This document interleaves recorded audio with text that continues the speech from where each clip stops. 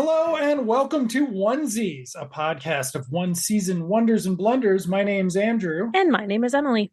And we are talking about Police Squad in Color. And we are halfway through the single 6-episode season. Tonight, right now, we are going to be talking about, and I lost the title. Episode 4. Episode 4, The Guilty Alibi or Revenge and Remorse. And those titles actually do apply to the content, which is Unusual. 50-50 with the show. Okay, do you have three things? Three things. I have decaf coffee. These are in no particular order. Oh God. I mean the Penn State and cafeteria gag, I guess. I don't have a lot written down for this one because I was eating at the same time. As is a bit, so we should totally do the eating bit. We could. The cafeteria gag. I've got the cafeteria gag. Is that part of it? No, that's not even part of it. There's two food gags. Oh. Okay, so first, we'll talk about that either way. That's your full cafeteria bag. You're on. Wow. Okay. Sorry, everyone. Let's go back to. We'll start with William Shatner. Yeah. We will do, where was it? Norberg and the Norberg in general. Mm-hmm. But starting with Norberg in the car. And I lied, quote. Okay. So starting off, it's same opening until we get to William Shatner, who I didn't think was going to die. Maybe it's his fantastic acting. He's at a restaurant with a lady, presumably, and he has a shootout, but he survives the shootout only to die from poison in his drink. Mm-hmm. But I was like, is William Shatner actually going to go on a show and die? TJ Hooker, TV's TJ Hooker? He did. It was quite funny. It's a shame he's so problematic. And yeah. But then again, he's going out miserable about how humanity has wasted itself and ruined Earth. So maybe don't be a piece of shit, Bill. Maybe don't be a piece of shit. Anyway, so then we go to the Hall of Justice, which is the courthouse. Yeah. And we get an odd. And this is actually where I knew the episode was going to be. Yep. Iffy. Yeah. It's this lengthy. Somebody's looking for a name on an old style children back in the probably through. I mean, I don't know, depending on where you live. Go to your local public library. I bet you can find something like this. Yes, it is it's a board with office assignments, but it's not printed. They're with stick-on letters. Yeah, you can find them at Target. They sell them as like retro things now, or you can write your own messages, your own inspirational quotes and stuff. It's silly, but you can find them at Target. You stick on the letters into little like grooves, and the finger is going down. In the episode, the finger is going down. It's gloved, I'm assuming. I don't remember. And as it goes down, it's pulling letters off and the letters are dropping on the ground. Yes. Yeah, that was the first gag. Came a lot faster than the last episode where you were in the sea of partygoers for a long time. I like how you paused to say gag. Well, what's weird about this is that the episode does have really good like visual exposition. Like if this were a kids movie, I would be very impressed with how they were laying out the individual aspects of the story, right? Right. Like they take a long time to establish that what the finger's doing, that it's searching out people. It gets to the person. It overemphasizes the location. Then, we do get a somewhat funny gag where the person's sneaking through this office building and the security guard thinks he hears something, but it's just this guy vacuuming. So he goes and waves at Ralph. And then when he turns his back, Ralph gets pulled down the other hallway, presumably by the villain, which is potentially problematic, but strength is whatever. I also while I understand why they did it, I didn't particularly enjoy the feet kind of creeping. The only thing we see of the bad guy, for a reason, is the hand going down the board and like from the calves down sneaking. I don't particularly like that because it went on too long, but the payoff was when something was in the villain's way and the villain was seemingly launched over it somehow, like lifted up and continued walking on air, but over whatever the thing was. I thought that was kind of funny.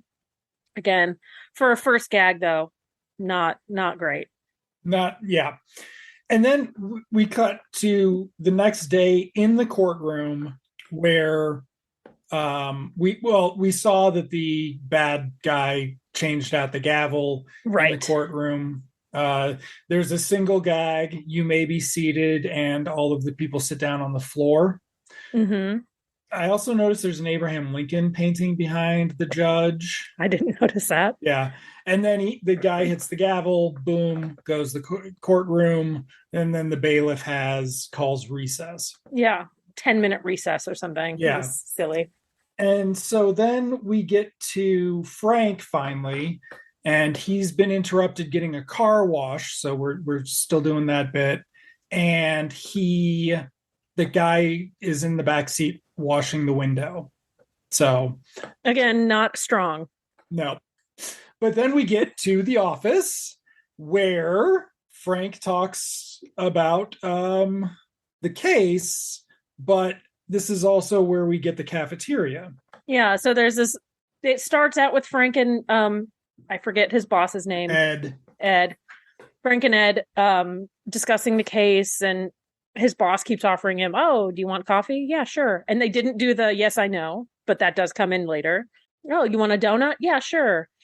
And then Frank is putting the donut on a plate, and they turn the corner, the camera comes back, and it's revealed to have a whole cafeteria style layout, and they put their plates on a tray and they're going down the line as they're working out the case. This is what happened. These are the people who might be involved. Oh, we're going to identify this person because he just got out of jail. And they're loading their plates with food. It was nice. It was impressive work, like the set. Yeah. It was a nice trick. There's a lot of impressive set design in this episode, yeah. But I mean... And they go and they sit down at what looks like a cafeteria table, and there's a little vase with a flower in it, but behind them it's still the police station, and there's still people working at their desks. But yeah, the set design was pretty impressive in this scene, and then one other scene, and I don't remember which one now. But just like not that funny. And they get up and leave, and I'm like, what about all your food? Yeah.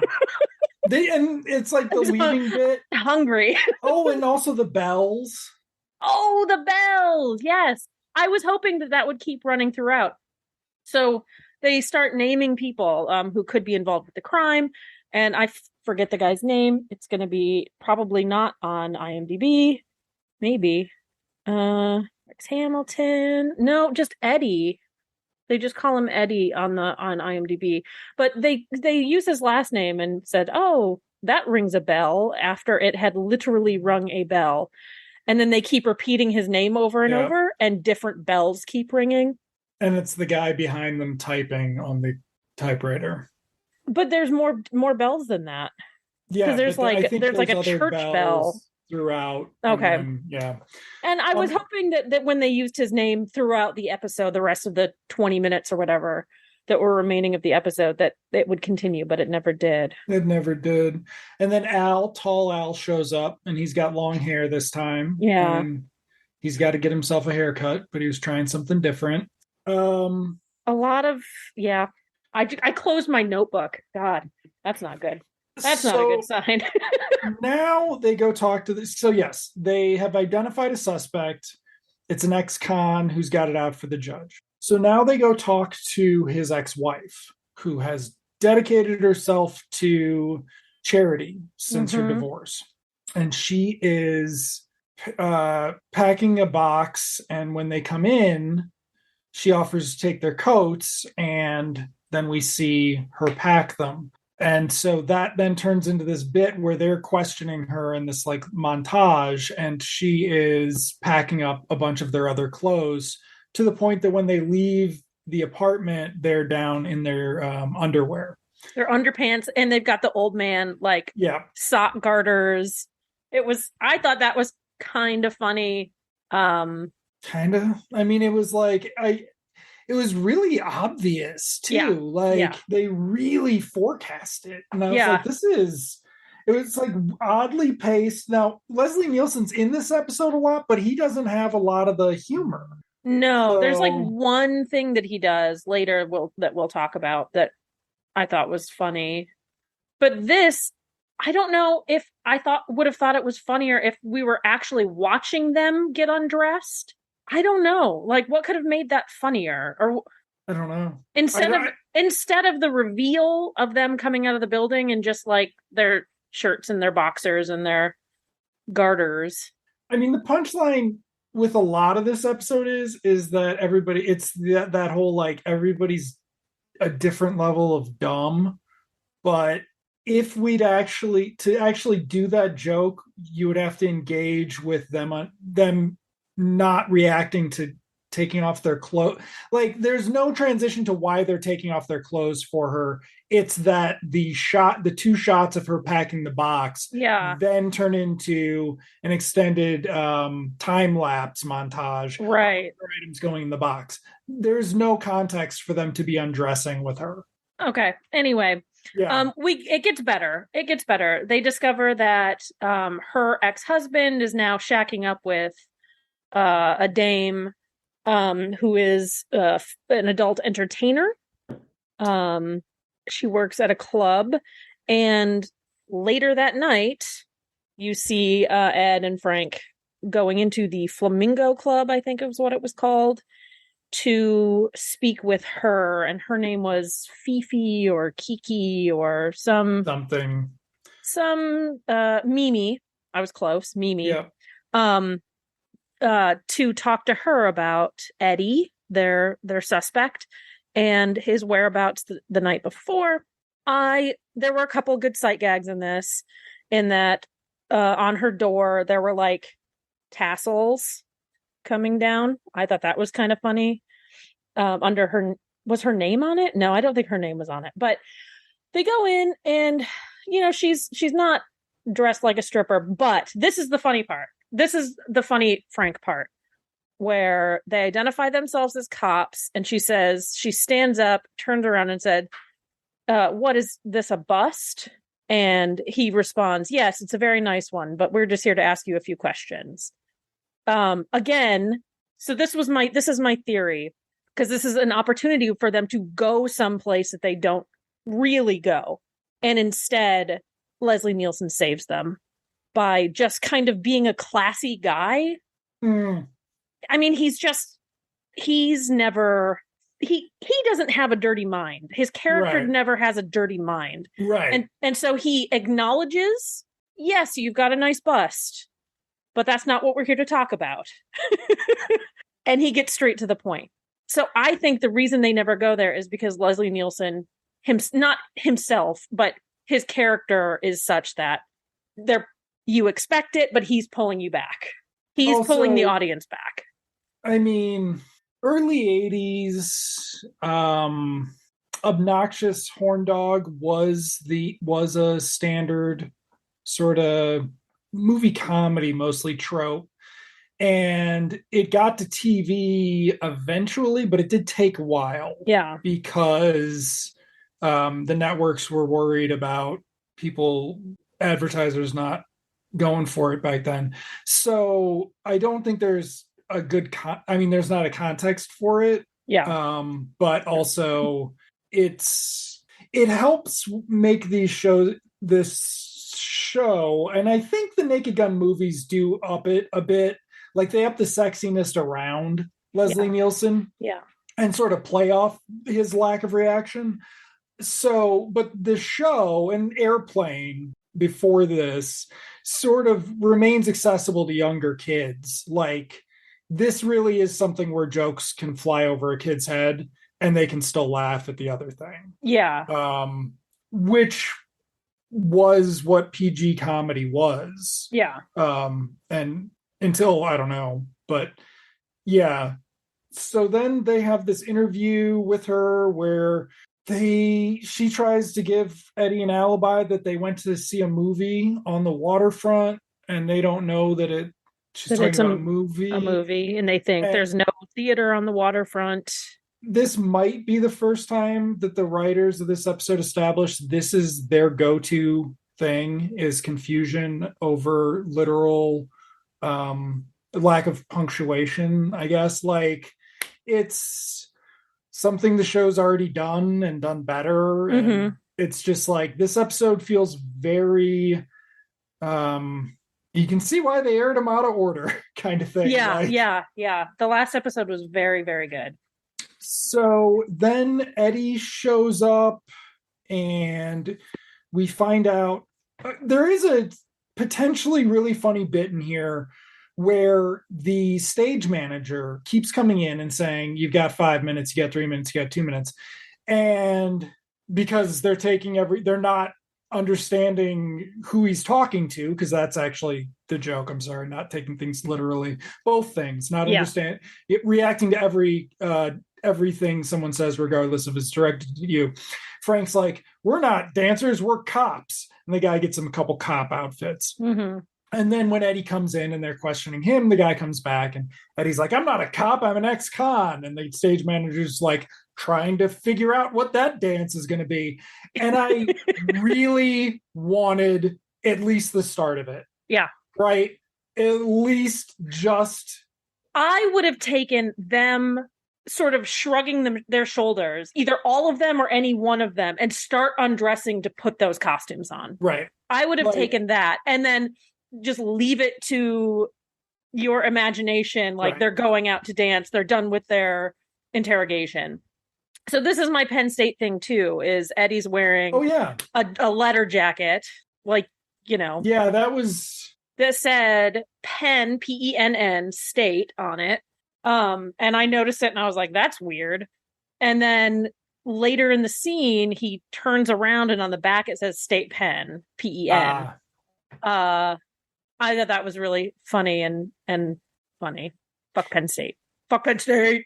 But then the cops leave, and Eddie tells his girlfriend, you better not have told him where I really was. And she says, I didn't, Eddie. So he smacks her and he knocks out a tooth, because that's funny. So speaking of funny, the next scene. Yeah, you ready? Yep. This is just a 1-2 punch here. We do not have the scientist being inappropriate with the child or making lascivious remarks about their mother. Instead, he's trying to show this kid how gills work by drowning a cat to show the cats don't have gills. The little girl gets to keep the cat, and next week he's going to explain to her why women can't play professional football. So cool. And the cat is still alive. For anybody who's not watching, the cat is still alive. She does not keep a dead cat. The poor thing is all wet. Reminding me of Fozzie a little bit. Another funny set design thing that they play with on this is when Frank is talking to the guy whose name escapes me. The guy walks through a door and Frank goes around because there's it's like an open set on the other side of the door. I thought that was funny. I love when they play with stuff like that. And this has an elaborate set. It wasn't that funny, but it was the set dressers did a great job this episode. The production values of the episode are great. It's the script.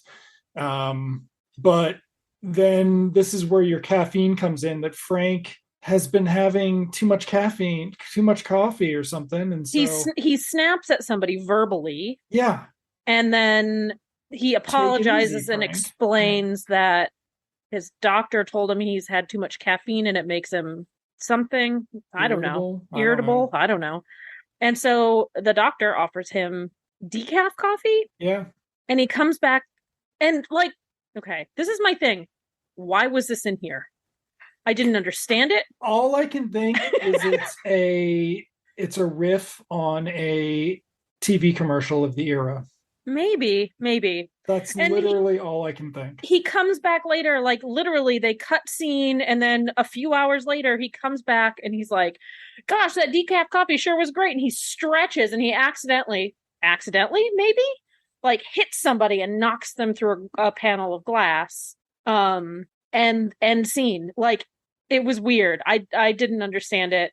I didn't have the context for it, I guess. It's got to be a very specific gag based on some Folgers decaf commercial. Maybe it was really weird and didn't have anything to do with the story whatsoever. No, and it was not a good non sequitur either. Mm-mm. Like, the problem with these CSI scenes is like, when they're dirty, they're fucking hilarious because they're so inappropriate. Mm-hmm. And then when you try to do them sanitized, it's like, well, then this doesn't need to be here. It's not funny anymore. Like, yeah. Unfortunately, the inappropriateness is the context for making it funny. And then we get the next murder, which the bad guy plants a bomb in a car. Mm-hmm. And someone comes out to the car, gets in the car, starts the car blows up, but not so much that it destroys the radio. And on the radio, the traffic guy had been talking, and the traffic guy starts coughing because of there's smoke coming out of the radio. There's smoke in the car surrounding the radio. Yeah. And so he talks about congestion. Yeah. And it's kind of like, have you seen Kentucky Fried Movie? No.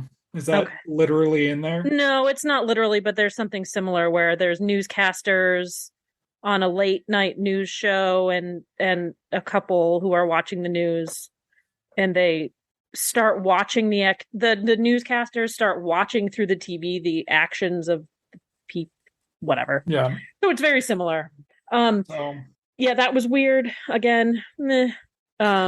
Funnier was that they couldn't find when the cops show up, they couldn't find the body. Yes. So then we cut to Act 2, Richard III. Which was pretty good. Frank crashes into some trash cans, getting into the crime scene. There's an elaborate crime. The trash cans are set up elaborately to like almost in like a pyramid, not a pyramid, but a triangle shape. So when he knocks them over, it's much more trash. I thought that was kind of fun.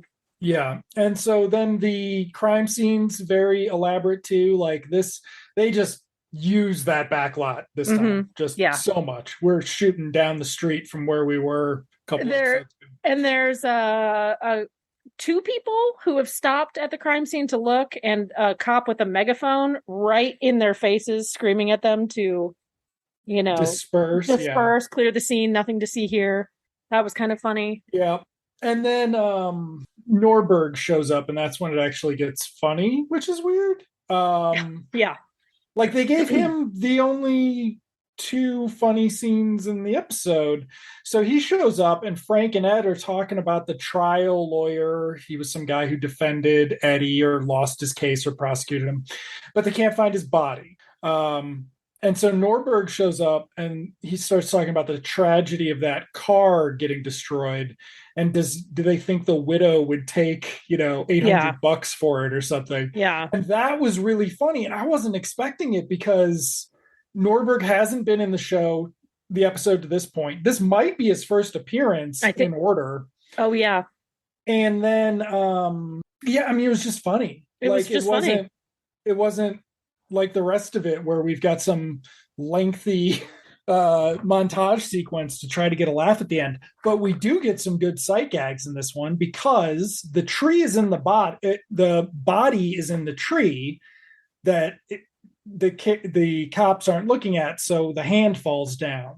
And Frank asks Ed what time it is, and Ed grabs the hand out of the tree with a watch on it to give him the time, but they never actually acknowledge that is the body that they've been looking for. Again, kind of a funny scene, but Norberg really stole it. Yeah. And then the next scene, they're interviewing Eddie under the lights at their desk. Right.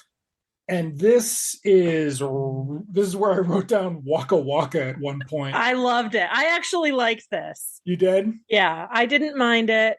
Breaking the fourth wall almost. Oh, that? I wasn't even thinking Oh, about okay. that. I was thinking about the lead in Oh, where they're interviewing the guy and accusing him. Norberg shows up with their lunch order.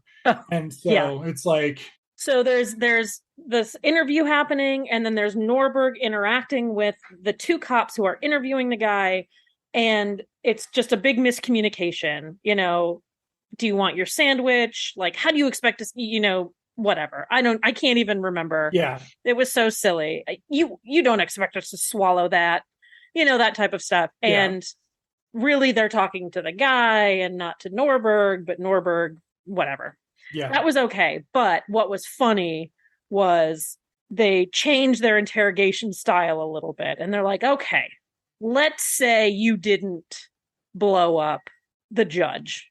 And so all three of the actors turn to the camera and say, I didn't blow up the judge. Relatively in unison. I think that could have been done a little bit better. And they do it a couple more times. I think that's funny. I think that's dumb. It seems like something on stage that would happen on stage. And then they really keep with it because when they leave, they're like, well, we can't hold him. And Frank says to some guy, tell that bomber to take off. And so the guy goes to the window and calls out to the World War II airstrip and says, you can take off now. And so then a bomber takes off and the wind gust blows newspapers or something. That I was just like, is this even the show? Like, yeah. I don't know. Because we talked about this in the first episode of this. We were like, can they keep this going forever? Yeah. No. Apparently not. Apparently there's a limit. Yeah. And they ran into it after probably around 90 minutes of total footage. Yeah. Yeah. A good movie length. Imagine. Yeah. So then Mimi had called Frank at home. We get all of this in voiceover. Yeah. And said, can you meet me at the club right away? And Frank said, I don't know the club right away. How about we meet at that Club Flamingo where we met before? And it's like, okay, that's little wordplay, very little. I think some of the problem with the narration is that Leslie Nielsen's not dry. Like he's not doing a Joe Friday spoof. And this narration is very Joe Friday. Mm-hmm. If these two screenwriters went on to write the first draft for the Dragnet movie, I'd believe it. So they get there and there's the coat check scene where the girl checks his coat literally with a marker.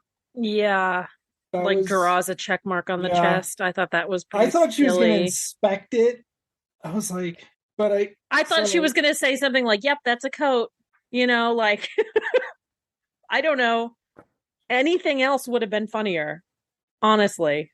So then we get the cigarette, yes, I know gag here. There's a cigarette, yes, I know gag. She orders 2 drinks, but they're like froofy, kind of tropical tiki drinks with a lot, like in a pineapple or a pineapple shaped something with a lot of stuff coming out of it. And Frank doesn't know how to drink it. I thought that was kind of funny. I think that could have been funnier. I think that's a gag in Naked Gun. Oh, is it? I think they bring it back. Well, hopefully they made it funnier. I think they do. I think some of Naked Gun is the heat to LA Takedown when Michael Mann remade his TV movie only with Al Pacino and Robert De Niro. Okay, so this is the I lied bit. This is the dialogue thing again. Yeah. Again, right? We just had it in the last main scene. And the device again is I lied when I said he took me to the movies. And Frank's like, what? And she's like, I lied when, and so she says it again louder. And I'm just kind of like, that's okay. But then we get the drinking bit, and that's a little bit funnier. But then, and this is way too forecast too, she reveals that her boyfriend left the wife. The wife didn't leave the boyfriend. Right. Which Frank is like, aha, And I'm like, oh, the wife did it. Yeah. Oh, And in that so moment, she's setting him up. Yep. she's setting him up, and everything else in the rest of the episode is just that. Yeah. So then he goes to see the shoe shine guy, who the information the shoe shine guy gives him is that the guy likes the Milwaukee Brewers, Mm-hmm. but they go over a bunch of other information at the same time. So it feels really forced in and like an exposition dump for people coming back from the bathroom. Yep. And then Joyce Brothers shows up. I thought that was kind of funny with her going to the shoe shine guy to answer her advice column. So, okay, and then Frank calls the wife to say to like set her up, basically, blah blah blah. If you know where it's going, you know where it's going. Yeah. So he's setting her up to go and kill the girlfriend. And then this is the other eating bit. Frank and Ed are in the stakeout car, and they're eating so loudly that they can't hear her setting up a huge, or stringing dynamite all across the back lot. And it's just loud food noises, and there's nothing that I find grosser. So I probably left the room for a second. So I didn't remember it. Not funny. Also not funny, yeah. And again, playing on them being stupid, like the bad guy is out there stringing up the dynamite, blah, blah, blah, blah, blah, setting up the charger, and they don't see it until the very end, very last second. And so they confront her. We have the reveal that it's the wife. Funny bit. She has like sleeves from like a suit coat, a gentleman's suit coat on her arms. And then she's got like the legs of the pants up to her knees from a gentleman's suit. I thought that was kind of funny. Again, the set designer or the set dressers and the costume design was on. Yep. She's going to blow up the whole neighborhood, except she doesn't, because Eddie saved the day. Except before that, a crowd gathers and Ed tells them to get away. It's going to blow. And so they go into the street where they all get hit by a car. Yeah. Was closer to funny. Yeah. Though, again, I don't know. Like the show's used the backlot a lot better than this episode, and it's never used it this much. So they're going to take her to Stateville Prison, and they give her to the other cops to run her in, and then there's like an awkwardly long pause before this pays off, like 10 seconds, which is kind of long for this joke, that they're going to do like a relay race. Like they've got blocks set up for them to set up to run a race. It's very weird. Yeah. It's very weird. And not funny. No. Not really that funny. Not really that funny. I wonder if it had something to do with like maybe they got some stand-in for the woman because she was wearing heels and stuff. Well, maybe she wasn't wearing heels because she was wearing gentleman's shoes, but maybe they had some stand-in running. I don't know. Yeah. So they needed that extra time. But the epilogue then has Frank coming in and saying, oh, she's headed up to Stateville along with Sally and Martin and Gunderson. So this theoretically would be episode 4. Yeah.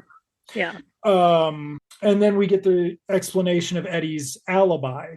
He was in Wisconsin watching a Brewers game, and then there's some things you shouldn't deprive a man of. Yeah, it was a violation of his parole, which is why his girlfriend lied. But, the police are going to give him a break because you can't deprive a man of his love of sports ball. Which would imply that the show takes place in Chicago. Yeah. So then it pauses. There is a very noticeable cut. Yes, it was weird. It was weird. I was like, this sort of ruins the illusion, y'all. Yeah, but it was weird. Norberg comes in, sees everybody doing the pause thing, and then tries to duplicate it. But since he's a klutz, he keeps fucking it up. And so he keeps trying again to do it right. And it is wonderful. It is perfect. It is so good. This is what the internet is made for. We do a TikTok and we do that. Do that as a TikTok. It was Seriously. so good. I don't was understand. so funny. I don't understand. The rest of the episode was so mediocre. And then this was just, this feels very much like an okay episode in the show's 4th season. Yeah. You know, like in a 6 season, in a show with 6 seasons, this is a 4th season show that you're like, it was fine. Yeah. Not 4th episode of 1st season. So, but Norberg, wow. Who'd have thunk? Who'd have thunk? It was really good. Sad when he loses his job to a multiple murderer. Next, and the guest stars, the two, neither of the women were noticeable, continuing the trend of Police Squad not employing anyone who went on to anything. Yeah. But Mimi I thought was good. I thought Kate O'Sullivan, who played Mimi, was good as that character. Yeah. Joyce Brothers was funny. She was funny, but she's not an actress, right? Like, no. She wasn't good. Think is some of the thing that these, and they did it in the Naked Gun too, is the bad celebrity cameos work out pretty well. Mm-hmm. Yeah. So, but her cameo shouldn't have been better than Frank's scene with the shoeshine guy. Like, no. Yeah. She was better than Tommy Lasorda, though. Yeah. Well, I mean, we did it, huh? We did it. It wasn't a bad one. It wasn't a great one, but that Norberg scene at the end is totally worth it. Yeah. It's so good. Disappointing. Yeah. Ooh, she looks familiar. Probably just an 80s star, right? I can't even tell who it is. No. Rebecca Holden, is that somebody you know? So next week's episode 5 is called Rendezvous at Big Gulch, or Terror in the Neighborhood. More blackmailing. Let's see, special guest stars. I won't give away who the one at the beginning is, but Norberg is back. Rebecca Holden. Again, the name sounds familiar. John Ashton. I don't know who that is. John Ashton. Yeah. Beverly Hills Cop. King Kong Lives. Little Big League, I think. Well, you know him. Robert Costanzo. You know him. Do I? You will once you see him. Oh. Connie Needham. I'd have never heard of these people. Al Ruscio looks familiar. Plays a guy called Dutch, which makes me laugh. Oh, yeah, I do know who John Ashton is. See? He looks familiar anyway. Mm-hmm. I don't know what I've seen him in. But anyway, yeah, I'm looking forward to it. Hopefully it's not written by the same people as this episode. So we are such high spirits. Yes. Nancy Steen, Neil Thompson, Pat Prophet. No. Oh no. Nancy Steen and Neil Thompson wrote this one. Oh. We'll have to see. We'll have to see if it's them. Okay, it might be. Okay. Okay. Well, thank you for listening, everybody. Bye. See you next time.